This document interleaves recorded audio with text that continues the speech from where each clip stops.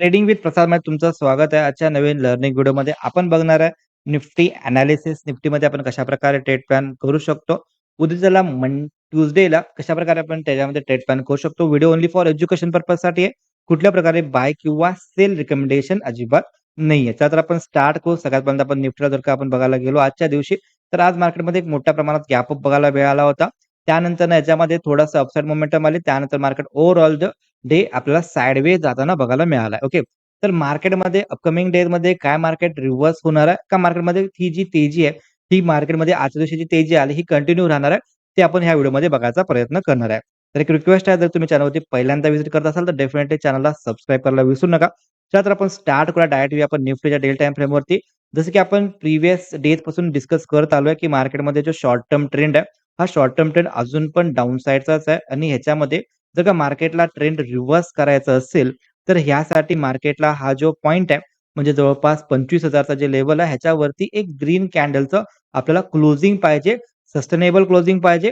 Then आपण असं बोलू शकतो, की मार्केटचा जो शॉर्ट टर्म ट्रेंड आहे, हा मे बी ट्रेंड चेंज झालाय. ओके. तर सध्या जर का आपण बघायला गेलो, मार्केटचा जो शॉर्ट टर्म ट्रेंड होता, त्या शॉर्ट टर्म ट्रेंडमध्ये मार्केट गॅप अप ओपन झालं आणि अल्मोस्ट त्याचा जो प्रिव्हियस लोवर हाय आहे, त्याच्या आसपास मार्केटनं आजच्या दिवशी आपल्याला रेझिस्टन्स घेताना बघायला भेटतोय. ओके.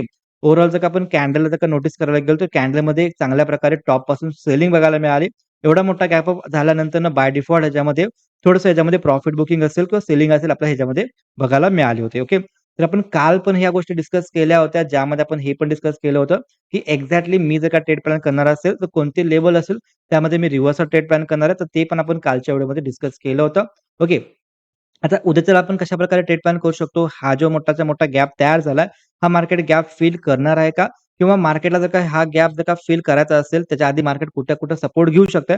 तर ते पण आपण ह्या व्हिडिओमध्ये बघायचा प्रयत्न करणार आहे. थोडंसं आपण जर का आपण फिबोनाची जर का लावली याच्यामध्ये आणि फिबोनाची प्रमाण जर का आपण बघायला गेलो, तर अल्मोस्ट 0.5 च्या लेव्हलला मार्केटनं आज रिस्पेक्ट दिलाय आणि बरोबर तिथून मार्केटमध्ये आपल्याला पॅनिक सेलिंग बघायला मिळाली होती. ओके.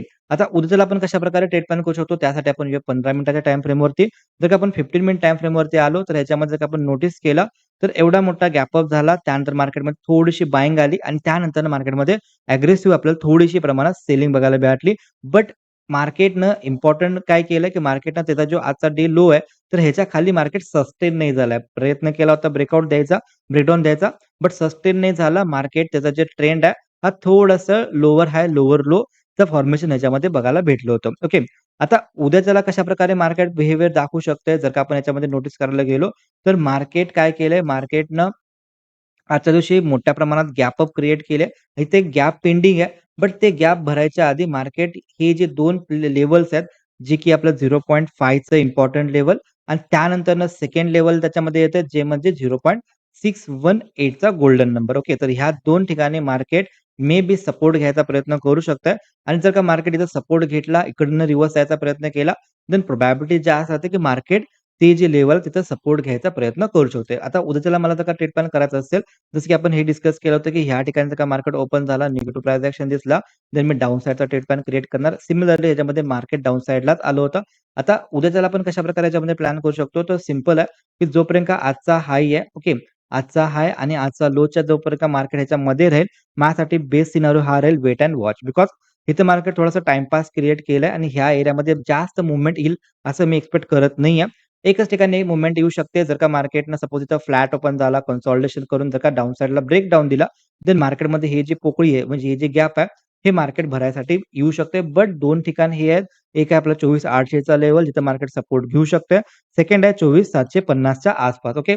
तर ह्या 2 ठिकाणी ऑब्झर्व्ह करा, बिकॉज हे 2 स्ट्रॉंगेस्ट नंबर आहेत. तर इथं मार्केट मे बी सपोर्ट घ्यायचा प्रयत्न करू शकते. ओके.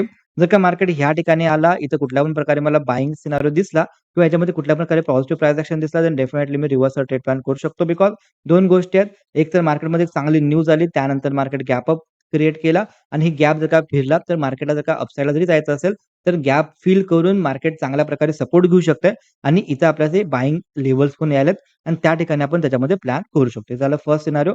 सेकंड सिनारिओ हा राहील, सपोज जर का मार्केट गॅप अप झाला किंवा गॅप डाउन झाला, या एरियामध्ये जर का राहिला, तर वेट एंड वॉच करणार. सपोज ह्या एरियामध्ये इथं मार्केट सपोज कन्सॉलिडेशन दाखवला आणि कन्सॉलिडेशन दाखवल्यानंतर जर का मार्केट इथं ब्रेकआउट दाखवायचा प्रयत्न केला, मग ते मॉर्निंग सेशन असो किंवा आफ्टरनून सेशन असो, देन इथं मी प्लॅन करू शकतो. बिकॉज उद्या त्याला सेन्सेक्सची एक्सपायरी आहे, तर त्याच्यामध्ये आपल्याला चांगली प्रकारची मोमेंटम बघायला भेटू शकते. ओके.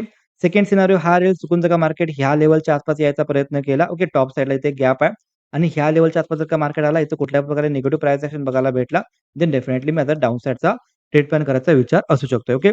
देन मी तुम्हाला क्लिअर केलं याच्यामध्ये, की कोणते लेव्हल्स आहेत माझ्या जिथे की मी रिव्हर्सल प्लॅन करणार आहे आणि कोणत्या लेव्हलला नो ट्रेडिंग सेशन असेल आणि मार्केट जर का डाउन साइडला आला, तर कुठे मार्केट सपोर्ट घेऊ शकते. होपफुली तुम्हाला व्हिडिओ आवडला असेल. जर का व्हिडिओ आवडला असेल, तर डेफिनेटली लाईक आणि शेअर करायला विसरू नका.